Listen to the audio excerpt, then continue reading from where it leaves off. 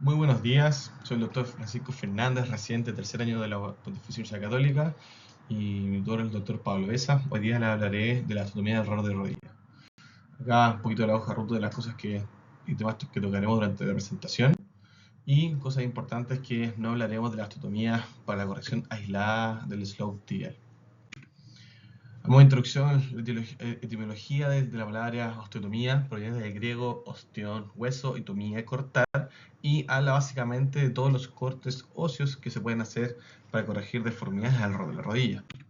Importante que ampliamente estas han sido usadas para la corrección de deformidades angulares de distintas causas, ya sea metabólicas como por raquitismo, deformidades secundarias a infecciones importantes como osteomielitis, artritis séptica, malas uniones postraumáticas por mal tratamientos para distintos tipos de fracturas, y también por grandes defectos óseos que han requerido ciertos tratamientos que conllevan a distintos tipos de alteraciones en el plano coronal.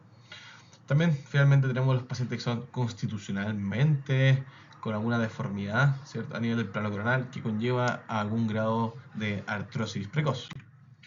Por otro lado, sabemos que la distribución de carga del peso a través de la rodilla se distribuye de manera heterogénea, siendo 60-80% por el platillo medial.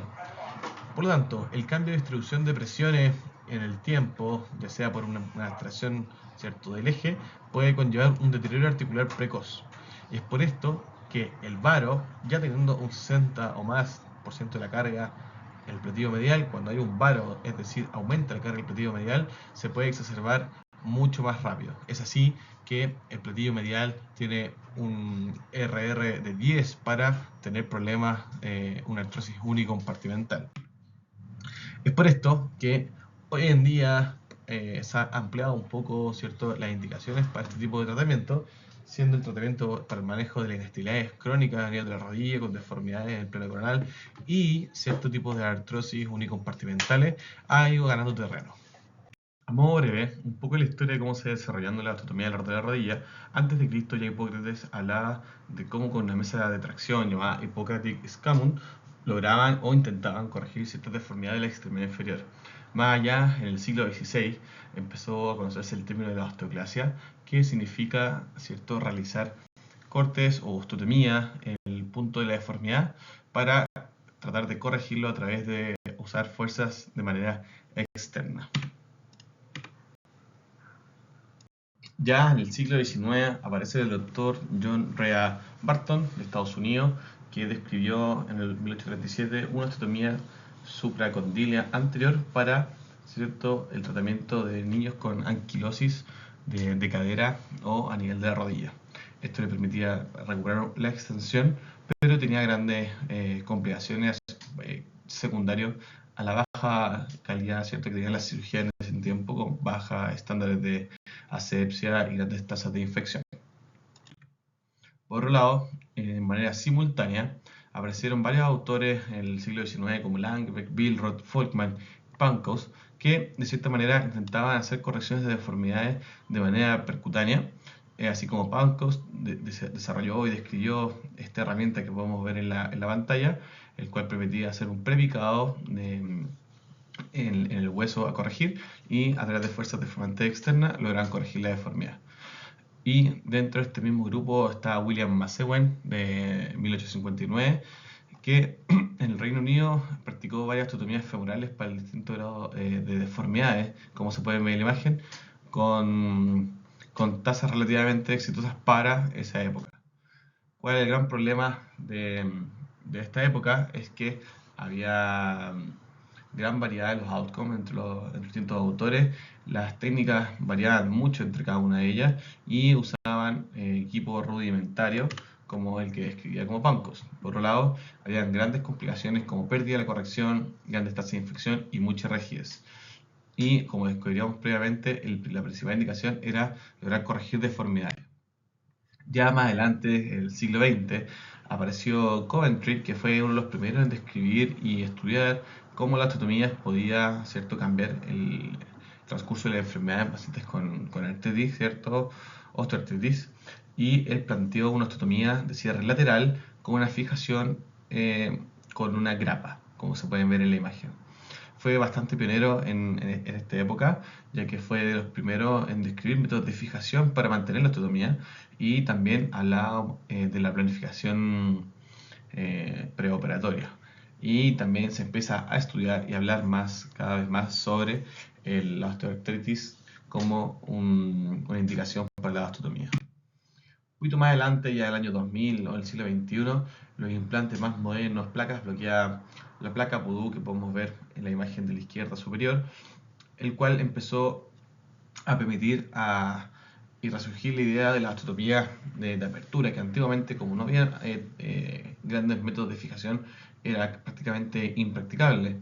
Pero con las placas bloqueadas o la placa Voodoo, que tenía este soporte en medio, que en ese tiempo creían que era necesario para mantener el gap, ¿ya? Se empezó a reutilizar la osteotomía de apertura, que como ves más adelante es mucho más fácil y tiene mayores complicaciones. Esto con la mayor tecnología de evolución preoperatoria digital y también aumento de las indicaciones, como un poco más adelante, nos lleva más o menos a lo que estamos hoy en día. Por lo tanto, ¿cuáles son los escenarios posibles en que uno requeriría una osteotomía alrededor de la rodilla? Los grandes escenarios en los que se habla hoy en día son las artrosis unicompartimentales sintomáticas en pacientes jóvenes y activos. Por otro lado, pacientes con patologías condral o grandes patologías meniscales con un deseje asociado, uno se puede plantear hacer una osteotomía de manera profiláctica o para acompañar este deseje para proteger la patología de base. También las inestabilidades crónicas ligamentarias asociadas a un deseje son una indicación, y por otro lado deformidades secundarias, como lo era más antiguamente, sigue siendo una indicación actual. Entonces, primero que todo, ¿cómo lo hacemos para evaluar el eje del paciente? Lo primero que tenemos que hacer, método screening, es observar y examinar al paciente de manera clínica. Lo primero va a ser cuando el paciente entre y lo veamos caminar, vamos a poder ver cómo está, ¿cierto?, su plano coronal, ya sea en varo, que es con las rodillas hacia afuera, o en valgo, con las rodillas hacia adentro. Aquí podemos ver un caso de un valgo asimétrico con un retrocorvatum más un valgo de la pierna derecha. Súper importante que esta evaluación se haga de pie, con carga, y además se agregue la evaluación en marcha. ¿Por qué? En pacientes con inestabilidades ligamentarias crónicas, esta patología se comporta de manera dinámica. Podemos ver en este paciente que al caminar se genera un varo al aplicarle carga y al generarla de manera dinámica, o también podemos ver en este caso un valgus thrust que pasa de la misma manera que el varo. Por lo tanto, una vez que uno tiene la sospecha o tiene necesidad de evaluar el eje, ya sea por una patología que quiera corregir y uno pesquise, ¿cierto?, una alteración en el eje coronal, se debe solicitar una teleradiografía en el plano AP al menos y o lateral dependiendo de la necesidad de evaluarlo. Como le dije previamente, lo más frecuente son las patologías coronales, y además en la rodilla tenemos que estudiarla, ¿cierto?, para saber cómo está el estado de los compartimentos, y a nivel sagital nos importa evaluar el slope tibial, ¿ya?, que este se puede medir tanto en una teleradiografía sagital o una lateral de rodilla. Por otro lado, tenemos que estudiar la patología de base con radiografías de rodilla y más o menos una resonancia según la necesidad.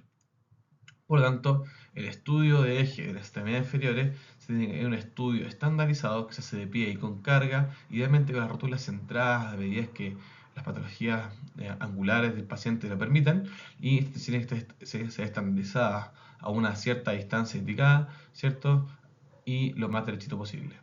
Cuando, debido a una gran anteversión femoral o una rotación tibial muy exacerbada, más que tener la rótula centrada, nos va a importar que los cóndilos femorales, ¿cierto?, y la articulación femorotibial sí se vea centrado en el plano AP. Por lo general, para lograr rótula centrada o esta imagen, se obtiene con una rotación externa del pie de unos 8 o 10 grados. Por lo tanto, una vez tengamos la teleradiografía, lo primero que vamos a evaluar va a ser el eje mecánico de toda la extremidad. Esto se conoce como la línea de Mikulits, que se mide trazando una línea desde el centro de la cabeza femoral, ¿cierto?, hasta el centro del punto medio del talo. Esto nos va a permitir realizar una medida, que es el MAT, que es la distancia desde el centro de la rodilla hasta esta línea, que su valor normal ronda entre los 4 más o menos 2 milímetros hacia el varo. Por lo tanto, vamos a definir una extremidad como vara cuando este tiene un MAT más de 15 milímetros mediales o un valgo cuando tiene más de 15 milímetros hacia el lateral. Siguiendo con los conceptos de la evaluación, es importante tener en cuenta que vamos a tener en consideración tanto los ejes anatómicos y ejes mecánicos de la extremidad. El eje anatómico es el eje anatómico del hueso, no es por donde pasa la carga, sino es el eje respecto al canal intramedular como se puede observar en esta imagen. Por lo tanto, una vez que trazamos ambas líneas, tanto el eje anatómico de la tibia como del fémur, podemos trazar el ángulo anatómico fémuro-tibial. Es importante destacar que en la tibia, tanto el eje anatómico y el eje mecánico es el mismo. Por un lado, tenemos el eje mecánico, que corresponde a la traza de línea por cual pasa la carga, ¿cierto?, en la extremidad inferior a través de cada uno de los segmentos. Es así que, trazando una línea desde el centro de la cabeza femoral hasta el punto medio del surco intercondilio, vamos a tener el eje mecánico femoral y también tenemos que repetir la misma tarea como escribimos previamente, entre las espinas tibiales hasta el centro del talo para tener el ángulo mecánico tibial. Es así que podemos conformar el ángulo mecánico femorotibial o también llamado ángulo cadera, rodilla, tobillo, de sus siglas en inglés HKA, que es uno de los cuales más vamos a utilizar para referirnos tanto al varo o al valgo. Es así que la anatomía angular se relaciona tanto la mecánica con la anatómica. Se describe y está demostrado que el ángulo mecánico del fémur respecto a su ángulo mecánico tendrían unos 6 grados de diferencia. Entonces, respecto al ángulo de esta línea roja a esta línea azul, serían unos 6 grados. Es así que el ángulo mecánico femorotibial normal de la población sería unos 0 a 3 grados de varo, tanto, y el eje anatómico femorotibial sería unos 5 a 7 grados de valgo. Otro punto a consideración que hay que tener es la línea articular. Esta normalmente tiene en globo unos 3 grados de varo. Y esto va a ser súper importante, porque como vamos a ver a continuación, tenemos que evaluar además cómo se comportan las deformidades interarticulares. Para evaluar la deformidad interarticular vamos a usar el ángulo de convergencia articular, JLCA de su sigla en inglés, el cual tiene un valor de normal, disculpe, de entre 0 y 2 grados. Esto se consigue trazando dos líneas tangentes tanto a los cóndilos femorales y al platillo tibial y se mide el ángulo de convergencia entre estas dos líneas.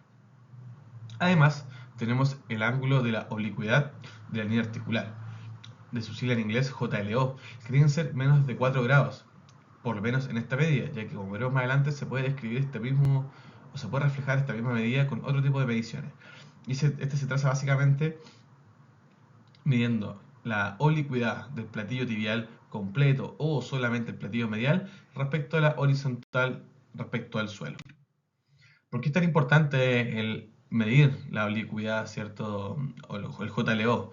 Estudios biomecánicos han mostrado cómo se genera una subluxación tibiofemoral a medida que vamos, ¿cierto?, cambiando esta medida. Es así como cuando el JLO tiene un ángulo hacia medial muy exacerbado, vemos cómo aumenta las cargas sobre el compartimento medial y cómo se traslada, ¿cierto?, la carga desde la parte periférica del compartimento lateral hacia la parte de las espinas tibiales. Esto se genera de igual manera, ¿cierto?, tanto contra el compartimento medial y el compartimento lateral, y por lo tanto es súper importante tener en cuenta esta medida que no se debe alterar una vez realizada la osteotomía. Es así, como les dije previamente, existen diferentes medidas para reflejar esta oblicuidad de la línea articular.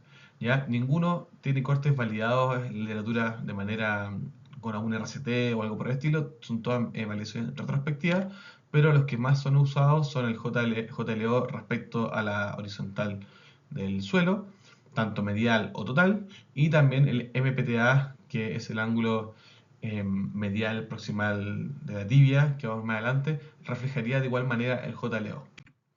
Es así como podemos ver en esta imagen todos los tipos de mediciones que existen que reflejarían la línea o la oblicuidad, ¿cierto?, de la línea articular. Y aquí tenemos los valores de corte, ¿cierto?, que nos indican cuando tenemos una línea oblicua articular exacerbada, ya sea post-op o preoperatoriamente. Lo importante es que hasta el día de hoy no hay evidencia clínica, ¿ya? O más bien es una evidencia clínica inconclusa debido a la heterogeneidad de las mediciones y los outcomes medios. Pero sabemos que por una plausibilidad biológica y biomecánica, este ángulo no se debería alterar. Por lo tanto, siguiendo un poco con la evaluación del eje de la extremidad y las mediciones que debemos realizar, tenemos que tener en cuenta que hablaremos la mayor parte del tiempo de mediciones mecánicas, ¿ya?, usaremos las mediciones que vemos aquí en la foto de la derecha. Esto nos va a servir para poder ubicar ya el lugar de la deformidad, y esto lo vamos a hacer a través del cálculo de dos ángulos.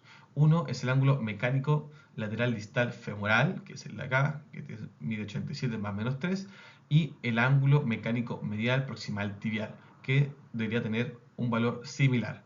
¿Ya? No son 90 grados cada uno debido a la oblicuidad, ¿cierto?, que tiene la articulación. Es importante tener en cuenta que aritméticamente se relacionan estos tres ángulos, tanto el HKA, los ángulos previamente descritos, y también el ángulo de convergencia articular. Es así como sabemos que el HKA depende tanto de los dos primeros que hablamos previamente, más la deformidad intraarticular. Estos dos primeros evaluarían la deformidad extraarticular, y este nos da la información de la deformidad intraarticular. Es así como podemos definir un paciente con un varo cuando el HKA tiene un valor menos de 177 y un valor para un valgo más de 183. Por otro lado, ahí está el concepto del varo constitucional. ¿Ya? Los estudios poblacionales o de grandes estudios transversales han mostrado que efectivamente el HKA promedio de las personas no es 0 grados. Esto refleja que el eje promedio de la población no es neutro, sino es más bien levemente varo. Y podemos ver también que en la población artrítica este se desplaza más aún hacia el varo. Es así que vemos que alrededor tienen menos 1.3 grados de varo la población general, siendo más prevalente esto en hombres que mujeres. Es así, como yo les mencionaba previamente, que es importante tener una radiografía lateral de rodilla, porque en esta predicción vamos a poder obtener el slope tibial, que vamos a tener en consideración porque algunos de los procedimientos de osteotomías que hagamos de rodilla nos van a alterar esta medición. Entonces es importante tenerla previamente calculada y tomar la decisión si es que vamos a querer mantenerla o modificarla por alguna razón que el paciente no necesite. Además, en la proyección lateral vamos a poder medir la altura patelar a través del índice Catón de Champs, que, como lo vamos a ver más adelante, va a ser de gran utilidad. Es así que podemos llegar al siguiente cuadro, donde primero tenemos que evaluar el tipo de deformidad, ya sea varo o valgo. Luego tenemos que localizarla, ya sea dependiente de la tibia o del fémur, y dado esto, y además según el contexto del paciente y diversas características que va a tener cada uno, vamos a tener que decidir entre qué tipo de osteotomía va a ser la mejor para nuestro paciente. Tanto un cierre lateral, una apertura medial, un cierre medial, una apertura lateral, a nivel de donde esté la deformidad. Es así como tenemos en el siguiente esquema la representación de una deformidad en varo que se define con un HKA menos 77 o un MAT más de 15 milímetros hacia medial. Luego de tener identificada la deformidad, debemos escoger y localizar el sitio de deformidad, que este puede ser tanto el fémur o la tibia, siendo la tibia históricamente la más prevalente en las deformidades en varo, aunque hoy en día se sabe que tanto el fémur como tibia pudieran estar distribuidos de manera equitativa en los pacientes con varo. Es súper importante destacar que es relevante identificar correctamente el sitio de deformidad porque nos va a indicar el lugar, ¿cierto?, donde vamos a tener que realizar la osteotomía o si requiere dos osteotomías en vez de una. Es así como tenemos la alternativa de hacer cierres laterales, aperturas mediales, tanto en el fémur como en la tibia. Es por esto que tenemos tanto una osteotomía de cierre lateral en el fémur, una osteotomía de apertura medial en la tibia y también una osteotomía de cierre lateral en la tibia, que era la que describía Coventry, que usaba en ese entonces, que hoy día, gracias a las nuevas tecnologías de métodos de fijación, por lo general se prefiere más la apertura medial tibial y también la osteotomía de cierre lateral del fémur. Aquí podemos ver, ¿cierto?, en la imagen de la izquierda, una osteotomía de cierre lateral del fémur, y por otro lado tenemos una osteotomía de cierre lateral de la tibia, y de los más frecuentes, esta osteotomía de apertura medial de la tibia. ¿Cuándo vamos a indicar una osteotomía en un paciente con un varo? Por lo general se hace en pacientes con artrosis mediales sintomáticas aisladas en pacientes menores de 60 años funcionales. Esto se ha ido trasladando a cada vez pacientes más funcionales con un poco más de edad, en especial las series japonesas o series asiáticas, que ellos han descrito osteotomía hasta pacientes de 70 años, 75 años con buenos outcomes funcionales a largo plazo. Pacientes con alguna patología medial asociada a algún varo, cuando queramos proteger algún tratamiento restaurador de cartílago, como ya sea un OATS, una microfractura, también en pacientes con inestabilidades crónicas, como una esquina posterolateral crónica, siempre hay que tener en consideración evaluar el eje, ya que esto va a ser primordial de corregirlo de manera primaria antes de corregir o hacer la reconstrucción de la inestabilidad ligamentaria. También en el contexto de pacientes con lesiones de cruzado anterior, donde se tenga que hacer una revisión, ya sea por una falla clínica o por alguna re-rotura, es súper importante evaluar el eje, ya que si tenemos un varo asociado, tenemos que corregir esto para evitar mayores tasas de recurrencia en el futuro. Es importante destacar que en cirugía primaria de ligamento cruzado anterior no está demostrado que corregir el varo, en caso de presencia de este, disminuye la tasa de recurrencia. Por otro lado, las contraindicaciones relativas son pacientes con alguna osteoartrosis tricompartimental o a una patelofemoral avanzada asociada hasta a artrosis medial. Cuando tenemos alguna artrosis medial muy avanzada, ya sea una Kerr-Lawrence grado 4, pacientes con artritis inflamatorias por el mal outcome y a largo plazo, pacientes que tengan algún grado de contractura y inflexión o que tengan un arco de movilidad menor a 120 grados. Es así que tenemos este cuadro comparativo, ya que las osteotomías proximales de la tibia son las más frecuentes. Por un lado tenemos la osteotomía de cierre lateral, que es muy frecuente por su historia, dado el Dr. Coventry, y actualmente es la de aperturas mediales, que son de las que más se usan hoy en día para los pacientes con varo. Por un lado, la apertura medial es más precisa, más rápida, preserva stock óseo y podría ser más fácil una eventual artroplastia total de rodilla. Por otro lado, es más fácil también colocar injerto en caso de que uno quiera combinar con una reconstrucción de un cruzado, pero por otro lado tiene riesgo cierto de no unión al dejar este gap, pero se puede corregir con algún grado de injerto cuando el grado de corrección sea muy alto. Tiene más riesgo de patela baja por otro lado, y, por otro lado la osteotomía de cierre lateral ya sería más estable por tener mayor contacto óseo, no tendría necesidad de autoinjerto, pero por otro lado necesita una disección mucho mayor por la carga lateral, poniendo en riesgo el nervio peroneo, y también perdería un poco de stock óseo proximal al tubérculo de la tibia al hacer una cuña de resección. Ciertas consideraciones que hay que tener en cada una de estas: cuando se hace una apertura medial se puede generar una discrepancia de extremidades inferiores, por lo tanto es súper importante tenerlo medido y consignado previamente. Tanto la altura patelar y el tilt patelar se pueden ver alterados con las osteotomías de aperturas mediales. La oblicuidad de la línea articular, el JLO, como le dijimos previamente, si se estima que este va a ser más de 4 grados postoperatorio con alguna simulación computacional, o el ángulo proximal medial tibial más de 95, es importante realizar una doble osteotomía para evitar agregar una segunda deformidad. Algunos autores sugieren uso de injerto para darle más estabilidad a la apertura cuando hay correcciones más de 8 milímetros, y en general se recomienda hoy en día siempre realizar osteotomías biplanares por su mayor estabilidad.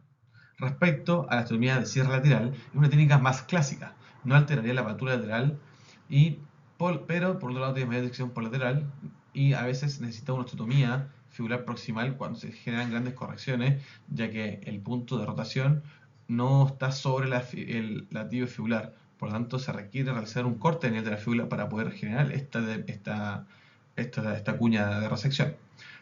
Son más estables, ¿cierto? Porque tienen mayor contacto hueso con hueso, y podría generar acortamiento de la extremidad inferior, que en algunos casos, si hay nivel de discrepancia, se podría buscar.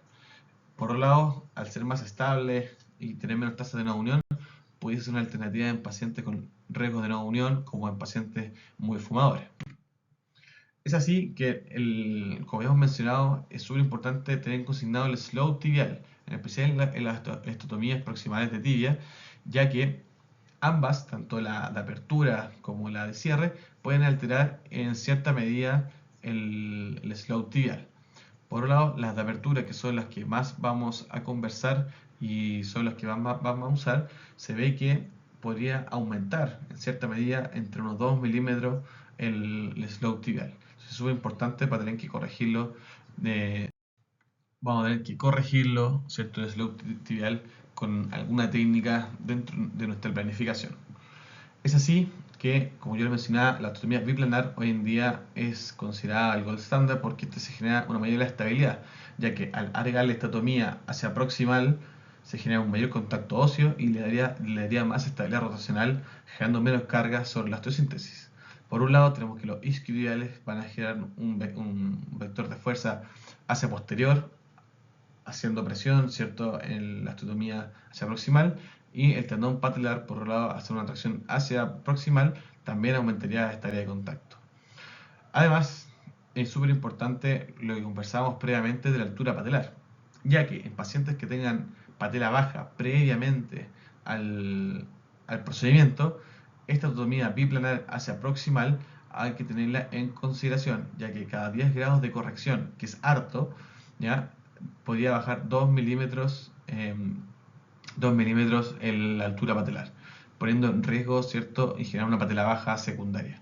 Es así que en pacientes con patela baja, ya, o se planifique que va a quedar con una patela baja, se recomienda una osteotomía biplanar, pero hacia distal respecto al tubérculo. Lo que sí, esto necesita una osteosíntesis con un tornillo para fijar esta osteotomía. Y teniendo en cuenta que el tendón patelar nos va a generar una fuerza de distracción en este punto. Por otro lado, tenemos las deformidades en valgo, que como dijimos previamente se definían cuando tenemos un HKA más de 183, como lo definimos previamente, y también hay que definir, ¿cierto?, en qué lugar se localiza la deformidad, ya sea en el fémur o en la tibia. Con esto se nos van a encontrar distintas configuraciones, siendo por lo general una osteotomía varizante la más clásica, la de apertura lateral femoral, siendo la de cierre medial femoral y la de cierre medial tibial menos frecuente en la literatura. Aquí podemos ver un caso de una doble osteotomía en un paciente con un valgo, donde se hizo se hizo una osteotomía de apertura lateral femoral y una osteotomía de cierre medial.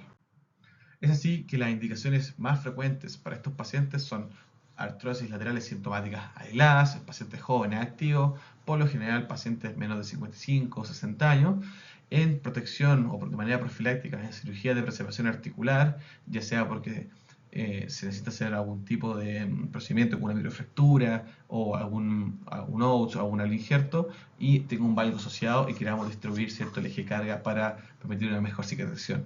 También en pacientes que tengan déficit meniscal lateral, ya sea por una meniscectomía que hicieron en el pasado, que evolucionen con síndrome post-meniscectomía, también podría ser una indicación, si es que tienen algún grado de valgo, llevarlo a un eje un poco más neutro para aliviar ese compartimento.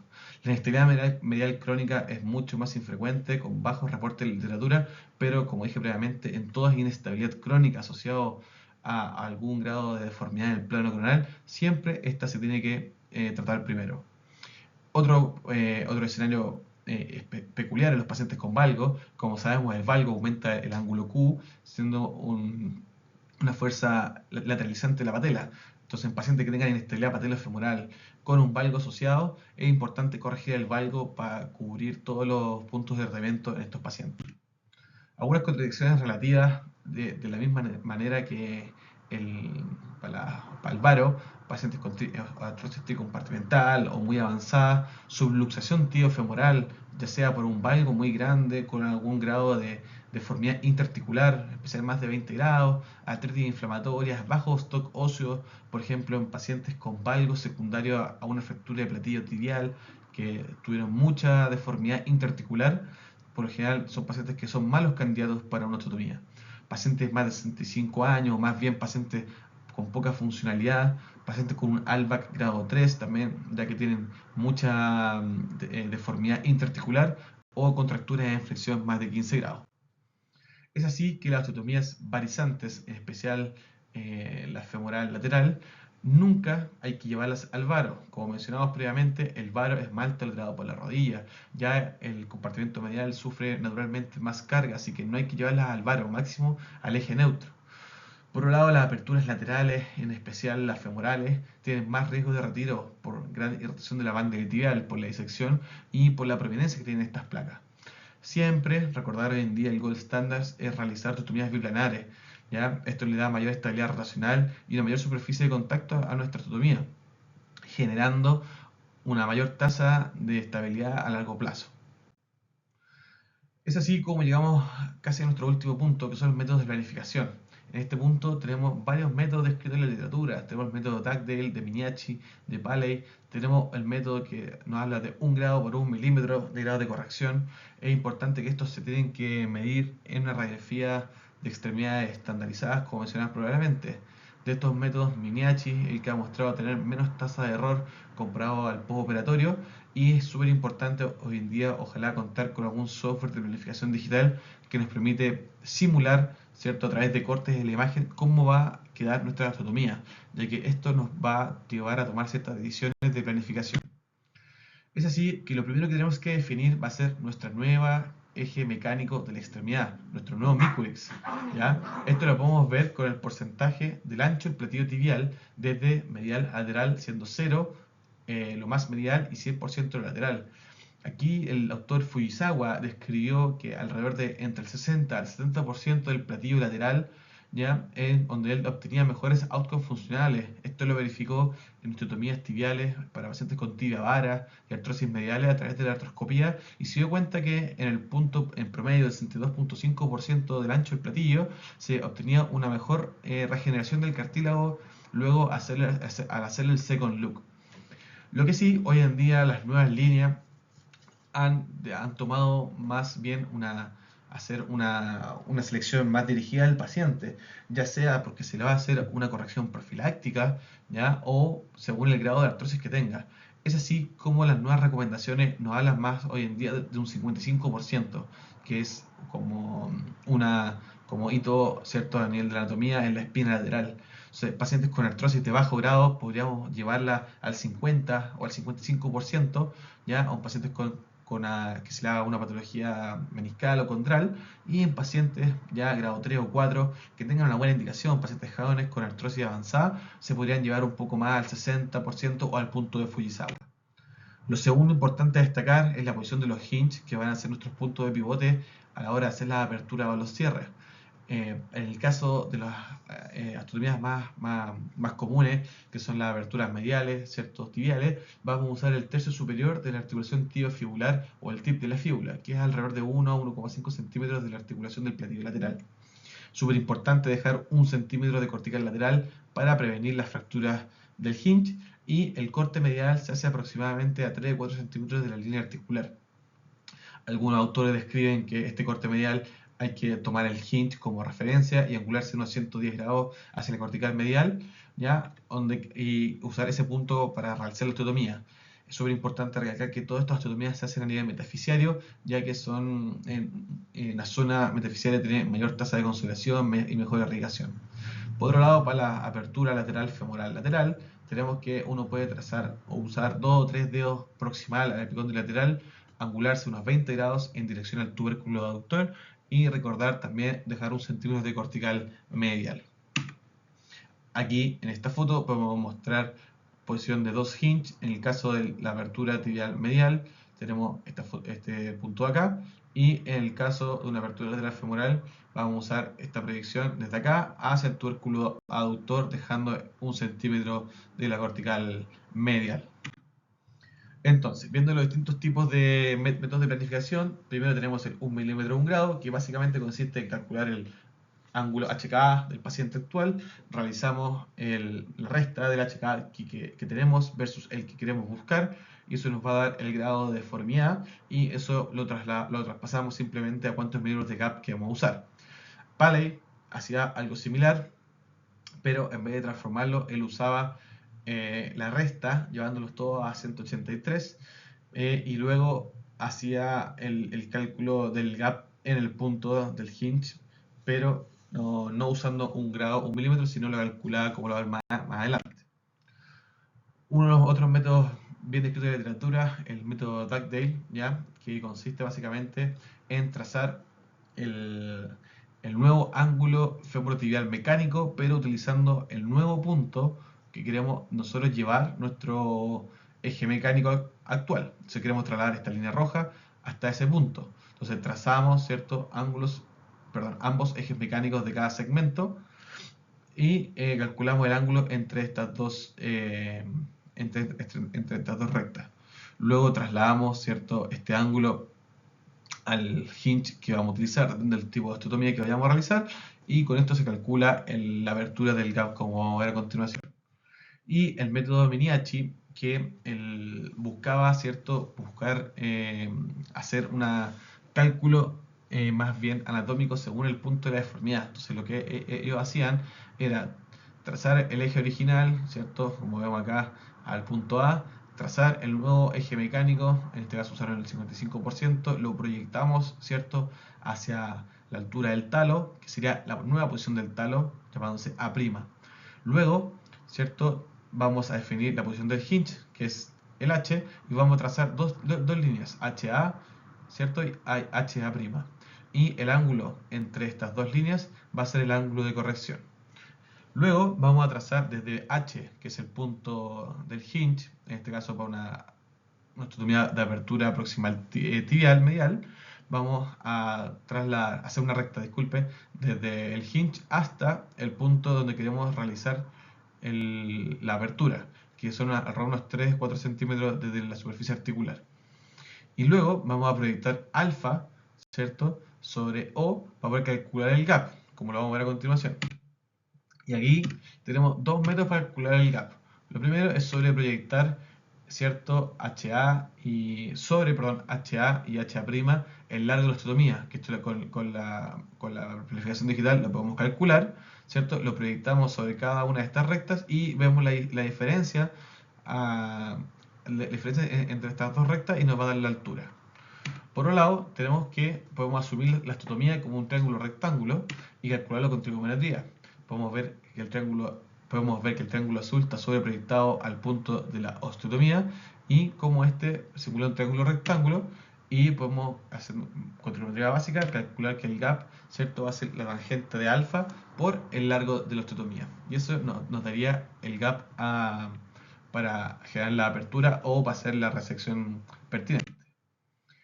Por ejemplo, para una osteotomía femoral podemos usar el mismo método de Miniachi, pero reverso. La única diferencia es que vamos a usar como punto de inicio el talo y vamos a tirar las dos rectas, ¿cierto?, a la altura del centro de la cabeza femoral, y vamos a hacer el mismo método de proyectar el nuevo eje mecánico y trazar el punto respecto al hinge, y esto nos va a dar el nuevo alfa, y como les dije previamente, vamos a lograr calcular cuánto va a ser la cuña en este caso de resección, porque es una osteotomía de cierre lateral. Aquí tenemos otro ejemplo, ya que se ve en el mismo método de Miniachi para un valgo, que va a ser una osteotomía de cierre medial. Se puede usar, como les puede ver, para cualquiera de los tipos de osteotomía, solamente hay que tener en consideración dónde uno toma el punto de inicio y dónde uno quiere hacer la osteotomía. Otro método más moderno es la selección personalizada, que a través de modelos finitos uno podría simular cómo se distribuye la carga y hacer estos gráficos, ¿cierto?, de cómo se distribuye cómo va cambiando la distribución de carga a medida que uno va moviendo, ¿cierto?, el eje de carga, y uno podría buscar el punto ideal de corrección. Algunas consideraciones que hay que tener en cuenta. Pacientes que tienen un JLCA, es decir, alguna deformidad intraarticular menos de 4 grados, hay que ajustar y restar la deformidad intraarticular para evitar una sobrecorrección. Es importante además que para las osteotomías de apertura hay que tener en consideración el grosor de la sierra, que es aproximadamente 1 milímetro. Por lo tanto, hay que sumárselo al gap. Es así que el delta, o la cantidad que tenemos que restar, ¿ya?, del ángulo obtenido, a través de esta fórmula que describió Mikioki en el año 2020, es el JLSA menos 2 partido 2. Esto nos daría cuánto habría que restarle para evitar una nueva deformidad. Esto es importante, que hay que hacerlo solamente en pacientes que tengan grandes deformidades intraarticulares. Por otro lado, como les dije previamente, las osteotomías a nivel de la tibia alteran, ¿cierto?, pueden alterar el tibial slope, ya que si se fijan, la distancia entre la parte anterior de la cuña y la distancia de la parte posterior de la cuña es diferente respecto al eje, ¿cierto?, del hinge. Entonces, cuando uno hace la apertura, Esto, ¿cierto? En el plano, obviamente, si lo vemos en el plano coronal, se va a abrir mucho, o sea, si yo lo abro de manera equidistante, adelante y atrás, esto va a generar un cambio a nivel proximal del, eh, de la articulación. Entonces, para lograr esto que se mantenga, se ha demostrado que si uno hace un gap trapezoidal y no rectangular, haciendo 2/3 interior y un gap completo posterior, uno podría mantener el slope tibial. El otro punto importante es la posición del hinge. Como se ven acá, el hinge o el punto pivote es paralelo a la cortical. Si este hinge uno no logra que quede de esta manera y queda de manera oblicua, ya sea oblicua en esta dirección o oblicua en esta otra dirección, también nos va a generar una alteración en el slope tibial.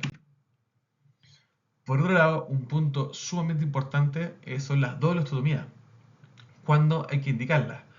De partida, ¿cierto? En el caso de pacientes con un varo, como les dije previamente, si es que tienen un varo a expensas tanto del fémur y de la tibia, hay que corregir ambos. Si no se corrigen ambos, se van a generar deformidades secundarias, porque el grado de gap a corregir va a ser tan elevado que por lo general nos va a alterar la oblicuidad de la línea articular.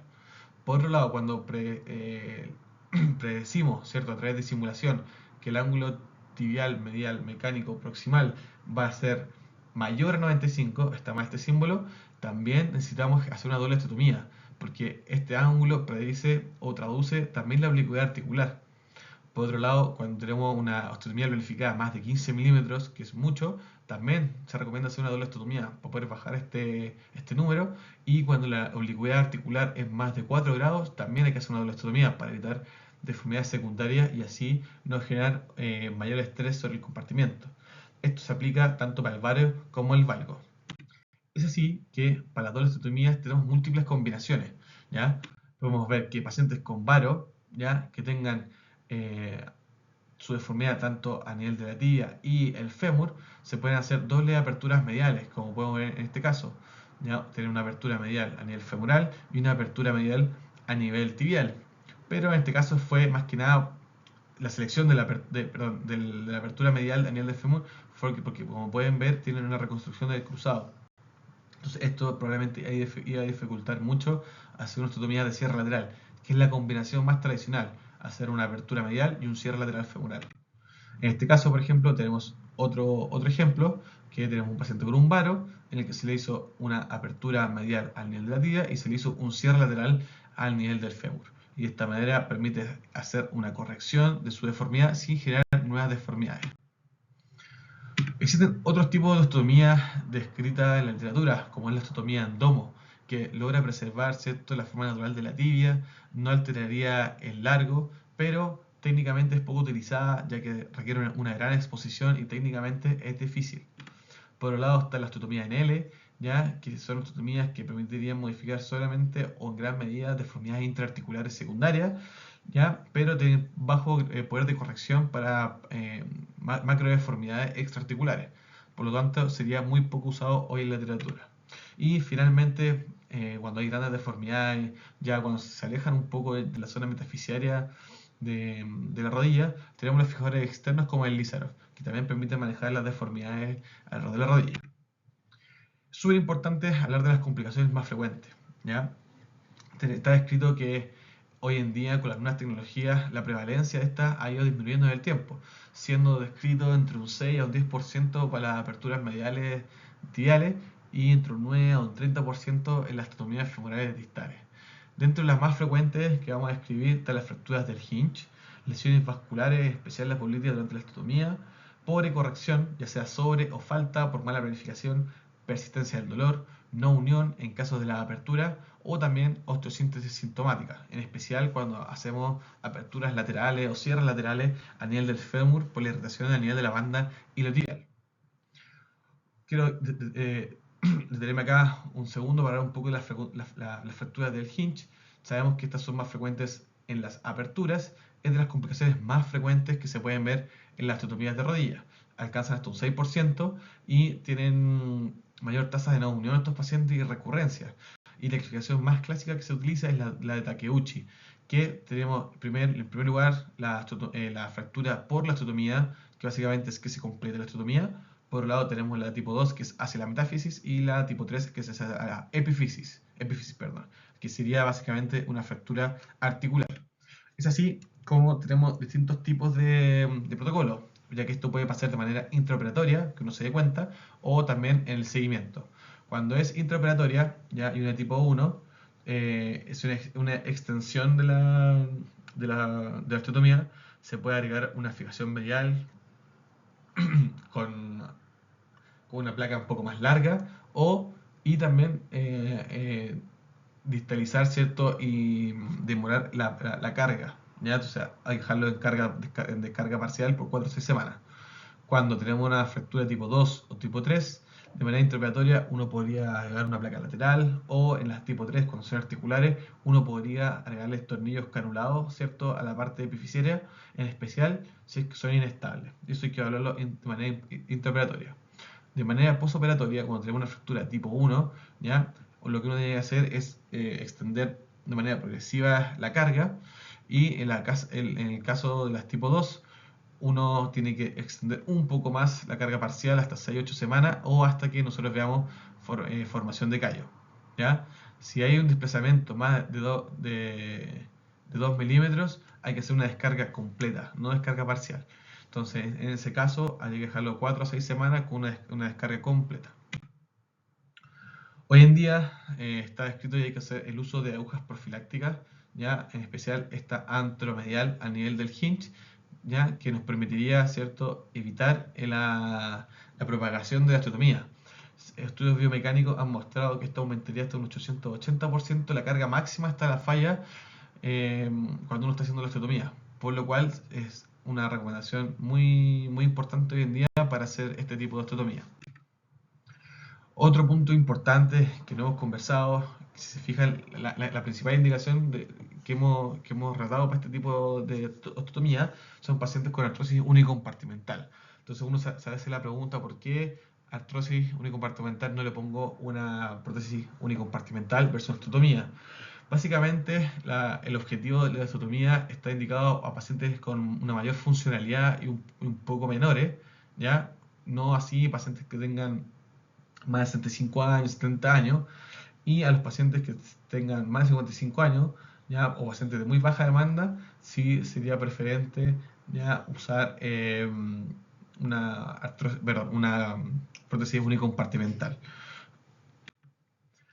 Esto es súper importante cuando hablamos de las tasas de supervivencia a largo plazo, en especial de las osteotomías de apertura mediales, en el caso de Belvaro. Los estudios clínicos han mostrado muy buenas tasas de sobrevida, cercanas al 90% de los 10-12 años. Esto nos dice básicamente que los pacientes tienen una sobrevida libre de dolor o necesidad de nuevas prótesis cerca de los 12 años. Esto no sería así en pacientes obesos o que tengan edad más avanzada, o una artrosis inicial grado 3 o 4. Por otro lado, en el caso de las osteotomías distales femorales para el valgo, también han mostrado tasas de supervivencia alrededor del 90% de los 10 años, con complicaciones cercanas al 5%. Finalmente, ¿qué es mejor? ¿Una prótesis luego de una osteotomía o una prótesis unicompartimental? Este estudio me pareció interesante mostrarlo, que mostraba la sobrevida de las prótesis totales luego de una osteotomía y luego de una prótesis unicompartimental, y la supervivencia completa, ¿cierto?, de las prótesis totales. Vemos que en general todo el grupo tiene una tasa de sobrevida más del 90% de los 10 años, pero podemos ver que el hazard ratio es mejor y favorable tanto para 5 o 10 años para el grupo que colocó una prótesis total de rodilla luego de una osteotomía versus una artroplastía unicompartimental. A modo de conclusiones finales, es súper importante recalcar que las indicaciones van cada vez en aumento y cada vez más expandidas, como los escenarios clínicos que les describí previamente, y el objetivo y lo más importante para lograr el éxito es la planificación preoperatoria. Hay que tener en consideración todas las variables del paciente, ya sea discrepancia, patela baja, si ha tenido tratamientos previos o no, y sabemos que estos tratamientos tienen outcomes favorables siempre y cuando el paciente sea bien seleccionado. Muchas gracias por la atención y nos vemos en los casos clínicos.